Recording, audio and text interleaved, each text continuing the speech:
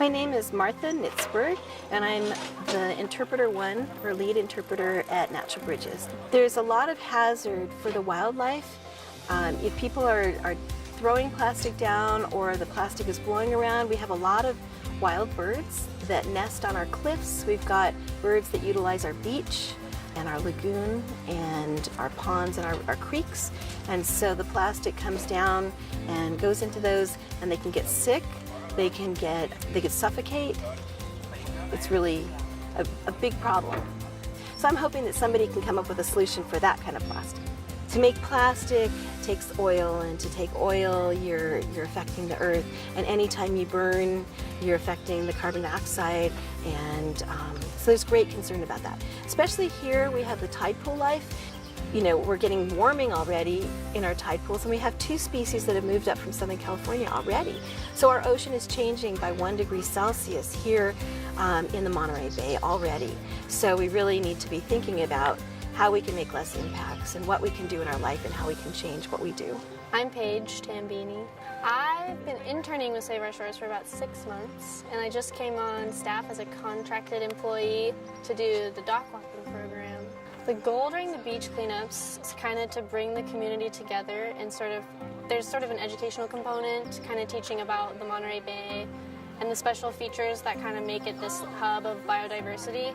And then also to just kind of bring awareness to the issue of plastic pollution, especially in these kind of heavily populated coastal areas. One thing we really try and stress is the use of single-use plastics, coffee cups. You know, it's something that took billions of years to make in the earth and then becomes a plastic straw that you use for 5 minutes and then dump. And we don't even think about it. It's so much a part of our lives. But it's so harmful and kind of arbitrary. We don't really need to be doing that. My name is Mark Hernandez. I'm the president of the environmental club EcoLife on campus for SFSU. More instead of pressuring the younger generation, it's the pressure the current generation. Just teach elementary school kids about just basic environmental facts. Even college kids today, they hesitate when they go to like the 3-bin system, and it's just what goes in which bin that would help out a lot, especially with trash all over San Francisco. Telling kids about like how plastic just stays there for hundreds of years, just like telling them the just basic facts about plastic, I think that would help out a lot. I'm Jim Holm. Most people call me Homer, and many people call me Captain Homer. What I've got here for you today is our initial prototype, what we call the PTF 100. It's the plastic to fuel conversion. This is our approach to providing practical solutions to plastic pollution. I've seen a slow but steady degrading of the ocean health. So myself and our crew decided that that was something we should look into and see if there was something we could do about it. And in 2013, that morphed into Clean Oceans International.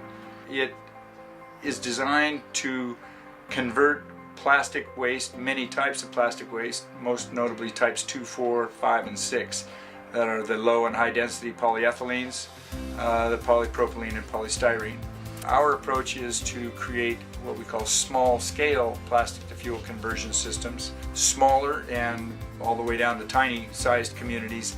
Currently there is no option for recycling your plastic other than gathering it all together in large quantities in larger communities, and then they ship it overseas.